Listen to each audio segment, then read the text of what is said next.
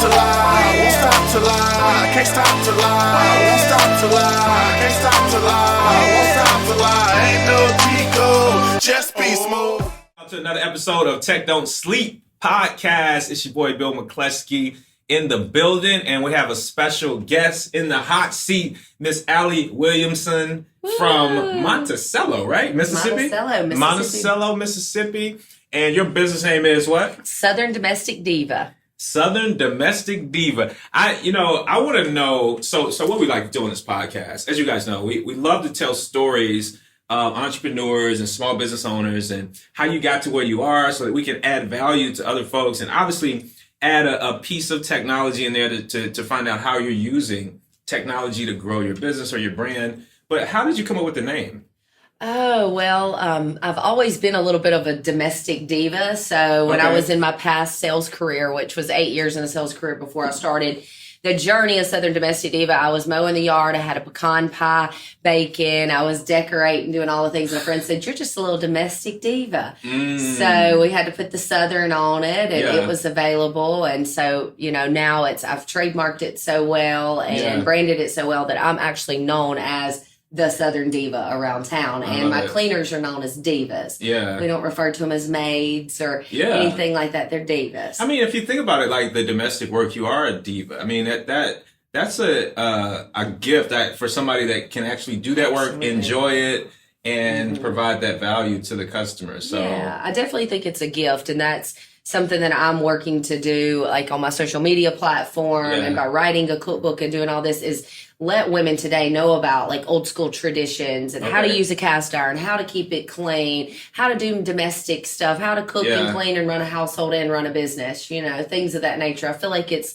a forgotten art and it's more into the influencing and the styling and things like that, where girls need to have a little bit more substance about them, know how to whip up a casserole if they want to, or a pot of cornbread. Oh, I love it. I'm getting hungry, So Monticello, tell us what the scene is like in Monticello, because it sounds like it's very traditional Southern. How big is the town? Small town, population 3,000. Wow. So small town girl, graduated from Southern Miss, always had big dreams, actually expanded the cleaning company back to Mississippi, Monticello 3 years ago. And I just invested in a mixed use property there and put 2 vacation rentals in it, and it's the home of our cleaning divas there. So believe it or not, it's been very successful with the corporate cleaning, the corporate rental world too. So only like 3,000 Airbnbs, 3,000 people, but it's staying booked. So I say Mississippi's a slice of humble pie.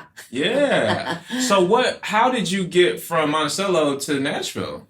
With my sales career. So I graduated from Southern Miss with a hospitality degree, and then traveled South Carolina, Mobile, Alabama, and then made my way to Nashville, Tennessee. And I had a job here with RJ Young. Worked with them 8 to 5, would clean on the weekends, after hours, and worked for them about 6 months, built up a clientele of 15 clients. And now here we are 8 years later, 800 clients and 75 women working for me. So I love that story, because you worked as a sales professional with RJ Young, which is, back then you guys probably selling copiers. Or what were you selling? Real high dollar copiers. Lots of cold calls. So of door knocking. But it sounds like you had your side hustle. So you were doing the cleaning on the weekend, and then you built your business up to a certain point to where you could take the leap. Absolutely. And step away. I just knew, like when I moved to Nashville to drive around the city, and just knew that there was something more for me here. Like that, something I could put my whole heart into. So I was in a cubicle, never been a cubicle girl, writing a business plan and just hustling as hard as I could to grow it to where I had enough income to supplement that, and used my savings and maxed out credit cards and did everything to get started. And, I think it's all just part of the journey. What would you tell somebody who is working a job and they got a side hustle, right? Or they want to start, a side hustle. What advice would you give them as an employee now to prepare to get to the point to make that leap like you did?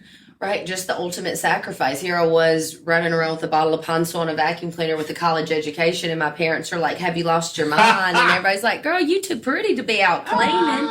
And so it's just like knowing that it's going to take the hard work. It's going to take the dedication. I ran my business out of my home for 4 years, girls, divas parked all along the side of the street, and it's just to not give up, and you just got to keep going and have a plan, and don't be afraid to brand yourself. I go out, I'm constantly throwing my business out, and some friends are like, I don't like going out with you. All you talk about is your business. Well, I'm always going to be selling. Yeah. So if you don't want to be around it, then, don't be a part of it. But I think that just branding yourself, and like, I've made my brand part of me. I am the diva. I have the red nails, the red lips, I consider myself a diva. And so letting the girls work for me too know that, they're empowered and they can be divas too. Yeah. What was the biggest challenge going full time in your business? Like leaving the job? Wow. Not getting enough rest, being like 50 pounds overweight, the money, it was definitely the money. It was, I knocked on a lot of bank stores and got turned down a lot for small business loans and things of that nature. So finding the money, until last year I hit 1.3 mil in sales. And so nobody really wanted to entertain me until then. So it's just, you have to be so creative with the money part of it, making it happen at the beginning to get your capital to get started. So that was probably one of the biggest stressors. And you have how many employees? 75. Wow. Yes. That's be careful what you wish for. So talk to me about like your team then, because obviously going from just you cleaning and then adding, folks along the way as you get more accounts. Did you have to be, promote folks to manager, or do you have like operations folks, or how does your whole team look? My main operations team is out of Mississippi. So, an operations manager, like a second mom to me, and then some women that I grew up with are like more on that operational side of it, but constantly promoting, constantly out, working, hiring events. A lot of my staff is of the Hispanic and Latina culture. So I sit on a nonprofit board called Hola, which supports the Hispanic community here in town. So tonight I'll be at the Plaza Mariachi hosting salsa night and just really dialing into that Hispanic community. They have been, a big part of it, and knowing that my networking's not always with a nonprofit where you're sitting around a huge table raising $3 million in a 3-hour lunch. It's more or less the Hispanic market where there's 10% of Davidson County, but no one gives them a lot of attention. So knowing that I could be open to that market and helping that market is really thriving our business right now. We don't have a hiring issue. We actually have girls that are hungry for more. That's amazing. So I'm around town wearing out the stilettos trying to bring on new accounts. We're on track for $2 million this year, hoping for $5 million within the next year. So I think it must be the Southern pecan pies, treating them good, the home cooking. Do you have salespeople? It's just me. Just you? It's just me.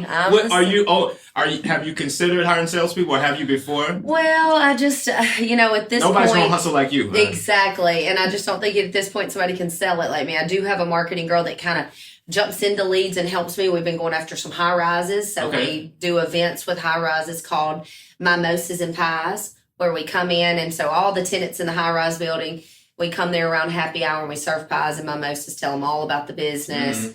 And they get an opportunity to sign up for a free clean, and it helps us to market to the building. So she gets me signed up. I get in the door and work my magic. How much of your business is residential versus commercial? About 60% of the business is residential. Okay. So a large percentage of residential and a large percentage of vacation rental, as we know. Okay. We're blessed with this tourism city. So we'll clean anywhere from 60 to about 80 vacation rentals on a Sunday alone during the hours of 11 and 3. Wow. So you got to be doing something right if you can get girls to come on a Sunday.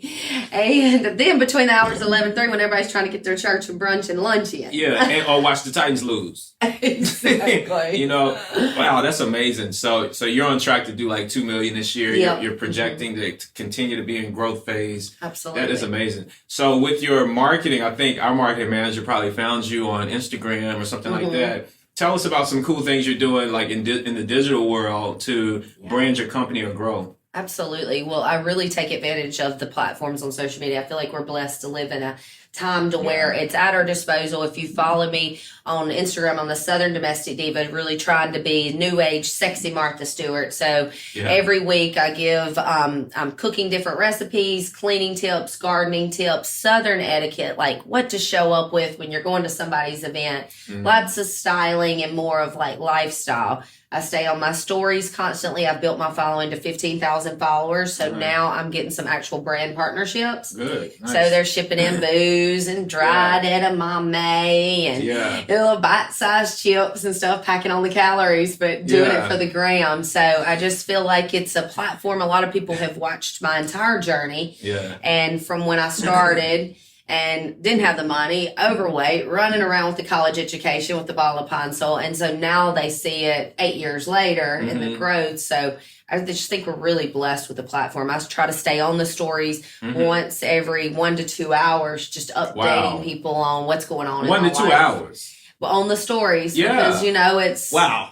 And you knew that it's like, if you're looking at Instagram in the top stories, that if you're constantly on there, say every 90 minutes, that you're going to be the first one to pop up. Oh, in the order of folks to look. Absolutely. But if you go bland and you tired that day, then hey, you might be off the radar. You might lose some engagement from a follower. That's a good tip that I had no clue about. So if you're trying to grow your Instagram following to get more engagement, apparently what you're saying is look at that or track that every 60 to 90 minutes and keep people abreast of what's going on. Absolutely. I mean, you're changing paces. They might be sitting in a cubicle 9 to 5 doing the same thing all day. They want to see the excitement of what's the Southern Diva doing? Is she out baking pies? Is she trying to get a high rise? Is you know, what's going on? So just scenery. I just came from my downtown office. It was food truck day, so I captured the food truck day. You know, things of that nature. So it's become a lifestyle. I can't hardly go anywhere and enjoy it without thinking I got to film it. Yeah. But I feel you on that. Now that I've started making money off Instagram, it's over. You know, I'll never not be obsessed with it. Yeah, they started paying folks. I'm like, they say, what's your sign? I say money. Right. So question then, what is your, are you mainly on Instagram or do you do like TikTok or? We post daily to Instagram, LinkedIn, Facebook, and TikTok. Okay, cool. Gotcha. Instagram is the platform where I do all of my stories and then that then sources to Facebook and those. But I was recently discovered by, a network, a television network that something might be in the works for 2023, but I was discovered off of TikTok. Through a Bravo TV network, you know, in consideration for maybe a future project of something. And so, I was a little surprised by that because TikTok kind of falls off the radar for me when it's more of the Instagram live and diving in. But I think that we are so blessed. And if you're not taking advantage of the opportunity, you need to get on it because you're missing out. Do you have like a concrete strategy though for Instagram? Because I feel like a lot of business owners, entrepreneurs, right, they're just, kind of winging it, right? In terms of, posting stories or, making posts, doing videos on Instagram, on social media, period. Is there like a specific strategy that you use? Like, hey, I'm going to add value. I'm going to entertain. I'm going to do behind the scenes and I'm going to do that every day. Or is it just, I'm going with the flow? Well, I sit down. I have a social media team, so we sit down once a week and we plan out the content for the week prior. So we have very much a rhythm. On Mondays, we do Making It Monday, Cleaning Tip Tuesday, Walk Through Wednesday, things of that. So we have a rhythm. So we're trying to very much give them cleaning, cooking, capture the business, the $2 million business. Can't forget about that. Styling, working out, events. And so we literally sat down yesterday. We have an entire all October done and half of November just with pre-planned content. I have a videographer that I work with every Friday afternoon. Most of the world's shutting down, so we use it as our filming time. Yesterday we did brand partnerships filming and like some home tours. Hey, this is my fall decorations. I got witches in every corner all over my house. Come look, get you some purple candles and decorate. And so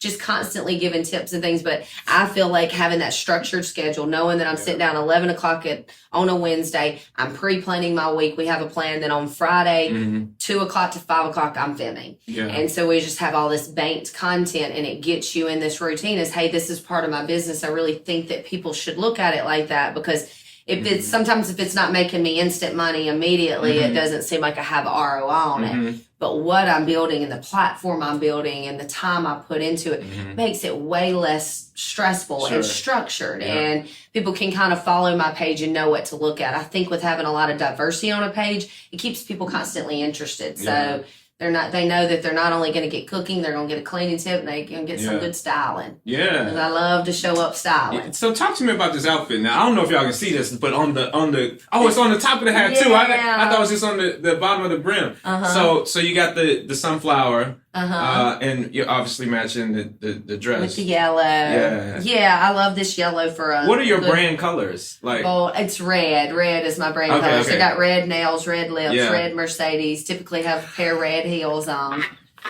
But today I did the sunflower look because I want to look all cool because I was on a podcast. Yeah, no, hey, I feel you. You done good. You done good. I mean, it clashes well. Not clashes, but it just integrates well. Thank you. The red and the yellow. Yours as well. Oh, you know what I'm saying? I just Sierra hates it when I get a compliment. You know, she thinks I get the big head. You know what I'm saying? Yeah, well, he should have a big head wearing this. That's what I'm. And I love the hoodie under it too. It like kind of dresses it down, but makes it not like. What's he think? Where does he think he's going? Exactly. And I can still rock and roll. I'm still and he's even got a little pocket tee. I'm glad you noticed that. In case I get a little excited and shed a tear or something up in here. Nah, don't get me started. I'm gonna leave this interview pretty excited and egotistical. I'm just joking. Okay, so good stuff. I think style is so important. You can show up and own a room just with what you have on. So most of my friends or people in networking say Allie, we can't wait to see what you have on. So I've always loved style. If we would have had uniforms in high school, I would have stayed in detention. Oh my God! I love being able to express myself. You would have styled the uniform. You know what I mean? So talk to me about have you had mentors in business that have really kind of guided you and helped you? Yeah, recently just started adding more mentors. I wish we would have been told that about 7-8 years ago. Hey, Allie, there's some really wise women out here that can lead and guide you. But I have a business coach, and I have some other women in the business some in nonprofits, some in real estate that are constantly guiding me and keeping me on my toes. Now they scare me a little bit. I'm not gonna lie. If I'm not super responsive or on it, they're holding me accountable. So I think that it's just always good to surround yourself with, other entrepreneurs. I was on the phone with another hardworking entrepreneur, and he's like, now get your ass up and get on to that event last night. You know that we want to be renting yachts when we're in our 50s. I know, that's right. But if I were talking to a girlfriend, no offense, that works a 9 to 5, she'd have been like, Allie, you do too much. Just take the night off. 100%. And so it's just who you're surrounding yourself with, and surrounding myself with, I'm typically up at 4 a.m. at a workout by 5 a.m. Surround myself with workout groups that encourage me and things like that. So just trying to keep it going. Yeah, and you mentioned that you lost a lot of weight. So so were you were overweight by how much? Or how much weight did you lose? I've lost 50 pounds since 2020. Wow. Oh, right when COVID started, huh? Well, it was a little halfway through COVID. I changed up my dietary stuff, have some food allergies. So now a pescatarian diet and just really got it under control. And I think that comes with finding some capital for the business and being able to relax a little bit and know that things could flow. So, and it's a constant journey. I mean, I love to cook up a pound of cornbread before anybody can shake their head. So it's keeping it off is the thing now. Yeah, but you work out every day. Or I work out about 6 days a week. Yeah. So a love of yours is, obviously you mentioned working out. I don't know if that's a love, but... I run every day, and people say, why do you love running? I'm like, I don't. But, it's just a discipline muscle. Absolutely. I get up and run.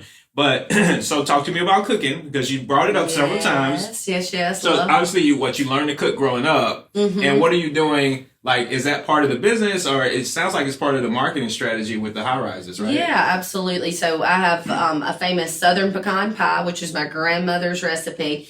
And in high school, I wasn't very good at geometry, so I showed up to my geometry final test with a warm pecan pie. Oh, my gosh. And my instructor said, all right, I get it. You're my little mathematician. And so then I knew that I had a skill for thinking outside of the box. Yeah. And so I've literally been taking advantage of people with this pie since then. So I started baking the pie when I started the business. All of my clients got a pie when they signed up for services, and everybody got one at Christmas. Wow. So now we typically are baking anywhere from 20 to 30 pies weekly. Last week we went to an event, American General Contractors event, and we saw 800 people, and they all got a taste of the Southern pecan pie. Yeah. And so it's how I get into the door. Hey, would you like to try my Southern pecan pie? We got great branding on it, things of that nature. And do you sell the pie too? Yeah, we just started selling them, so they actually are on our website, and we're selling the large and the mini pies. And you know, it's just trying to brand and trademark, and people not only to see the pies when I come in to get into the door, but they might see it at a market, or they might see it. We're selling them at some little downtown hole in the wall markets in Mississippi.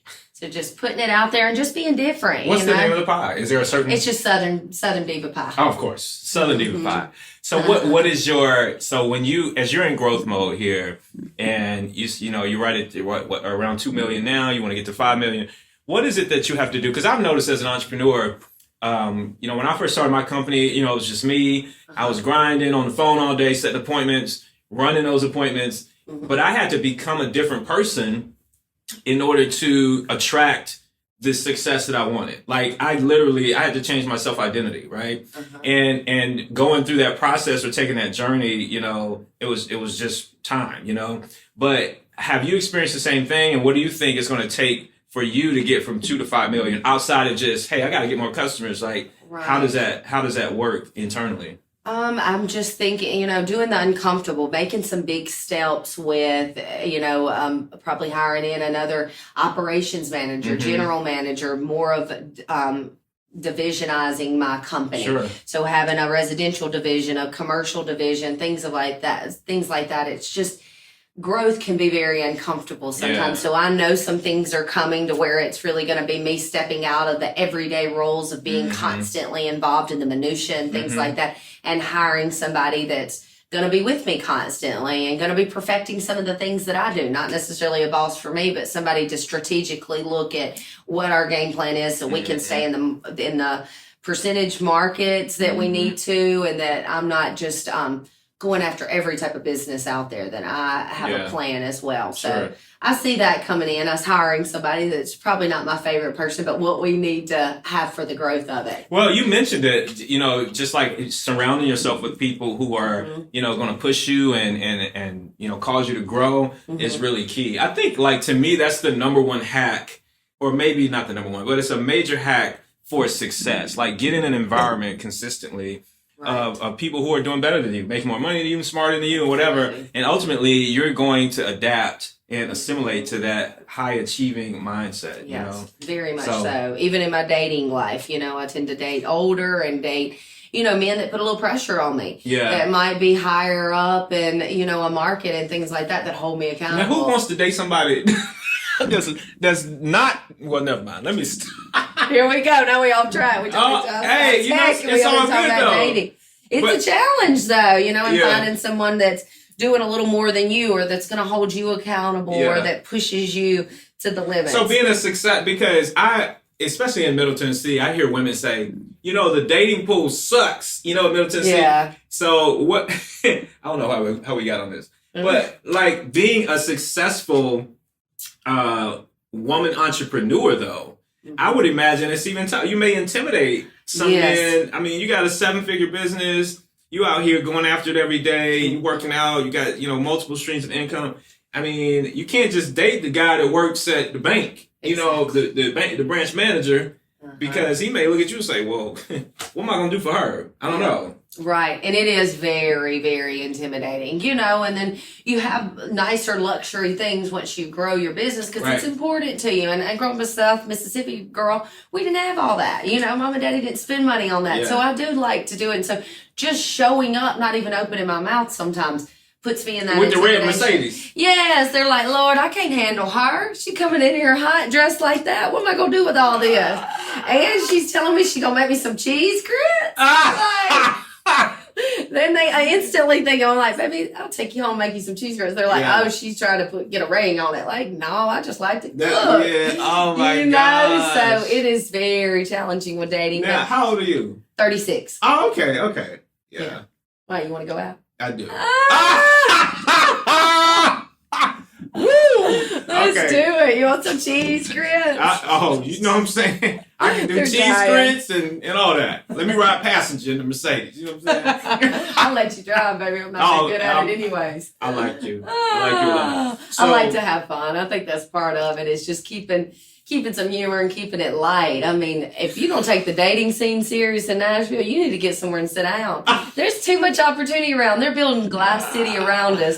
If we're sleeping, we're missing out. So oh my God. it's so like, true. and if true. people are like, Allie, get on the dating apps. Honey, I swipe for money. Ah! Not a date. Now, you probably see my profile on there, but I haven't checked it in a while. Oh you my gotta God. just have it up there in You case. swipe for what? We'll swipe for money.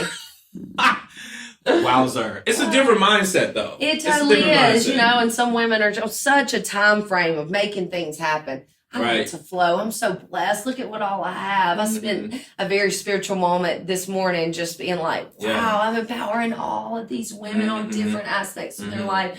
How grateful that God gave me these gifts and I'm able to shine and be a different light out here, be a domestic diva. There's Yeah. not many women out there saying, hey, baby, I'm using my cast iron. You know, I just think that there's something about just being yourself and owning it, Yeah. regardless if you get asked on dates. Oh my God. Take yourself on a date, honey. I know that's right. I know that's right. So how can people find out about you? Like, what's your website? How would you prefer people engage you? Yeah, probably through Instagram, through my Okay. website, Southern Domestic Diva. Well, through Instagram, Southern Domestic Diva. I have a website, southerndomesticdiva.com. We also just started a newsletter this year called the Diva Diaries, Mm-hmm. and kind of do a little, keep up on that.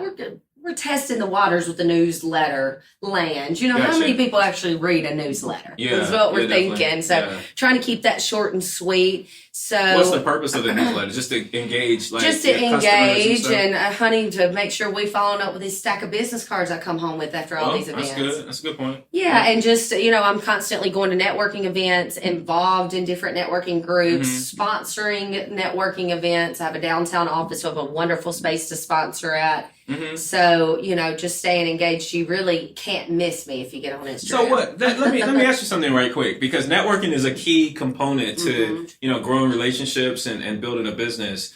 Like, what is it? What is your strategy with networking? So networking is, just scheduling it out. I have an assistant that helps me schedule it and figuring out what ROI am I getting from each one of the groups. I'm in several groups. Are you like the BNIs or the I'm in chambers? Or like I participate in Cree 615, Nashville, Tennessee Connect. I was just asked to be a member of Brain Trust, which is like Sherry. Yeah, that's my homie. Yeah. Yeah, I'm actually going to start that in first quarter of 2023. But just figuring out, hey, what networking group works for me, going there, offering to sponsor, things of that nature. So, hey, I want to get back in front of this group of 100 people, and I want to be the sponsor. Absolutely. I want to have my pies baked, and I want to get the mic.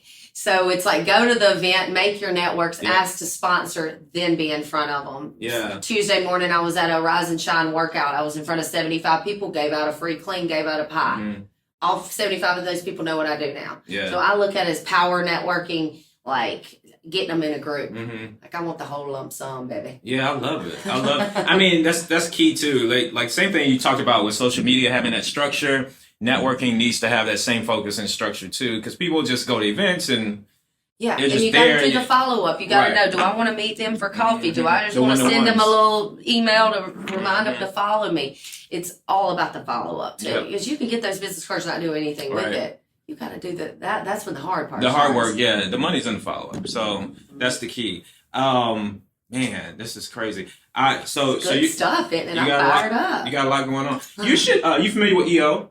Yes, and they're out hounding me for EO. You should. I'm an EO. You should. Are you you? should join. It's not like a bunch of homework I got to go home with. No, I don't like school. No, EO's not. I'm like, EO's they gonna give me a stack of work to go on with. Yeah, I that's don't what need to work. Brain Trust's gonna do. I know. That's why I got intimidated and had to take a step back. I said, "Oh Lord." I love Sherry Deutschman. That's my girl. But Sherry's an EO as Oh, well. Yep. So- I was just at a networking event on Monday, and they're trying to get me on the EO. I'm Yeah, like, you should. oh, I'm the membership chair for EO Nashville. now So- I'm locked in. I got you, I'll card. have to show up with my outfit on to Let's help do you, it. with Let's the do fashion. it. Oh, you killing it. But to your point earlier, I joined EO because I wanted to get in an organization once I qualified that where people were just crushing it, Mm-hmm. you know, on a higher level than me. And then you learn from these folks, you can add value there too. But I mean, you're in a space where people are getting after it and making it happen. And there's some things that I've learned, some opportunities have been uncovered. You know, it's just crazy. Right. So, I mean, that, you know, I constantly, like you, want to be in the room, in front of the room, but also in the vicinity of folks who are doing better than me that can propel me forward. Right. Allie, it's been a pleasure. Yeah, thank you so much. Appreciate it's an you. honor. First podcast. I Yeah, hope I nice. did all right. Made y'all proud. Oh, you did good. You are we like I said before, we want you to tell your story. Yeah. We want you to be yourself. You know what I'm saying? I didn't know you was gonna say well, never mind. So Try to give me a date out of it. you know what I'm saying? Always be selling. No matter what you selling. ABC. Always be closing. So listen, make sure you guys follow Allie on Instagram. What's the handle again? Southern Domestic Diva. Southern Domestic Diva. That's the website too, .com. And make sure you follow TechDontSleep on all social media platforms. So especially Instagram, LinkedIn, Facebook, all that good stuff. Our handle is TechDontSleep. And we appreciate our sponsors, especially for Q4, TPX. All right. We appreciate y'all. Spectrum VoIP, AirCall, and Comcast Business as well. Thank you for sponsoring the podcast for Q4 and sponsoring our event for Q4. So we appreciate y'all. Make sure you go to TechDontSleep.com to get the details about the event and come out and enjoy some good times with us at Sambuca in the Gulch. You should join us. Oh, cool. It's in 2 weeks. All right. I will. So October 12th. So if you're seeing this after October 12th, it's over. All right. Appreciate y'all again. Holla. Peace. Can't stop till I won't stop till I can't stop till I won't stop till I can't stop till I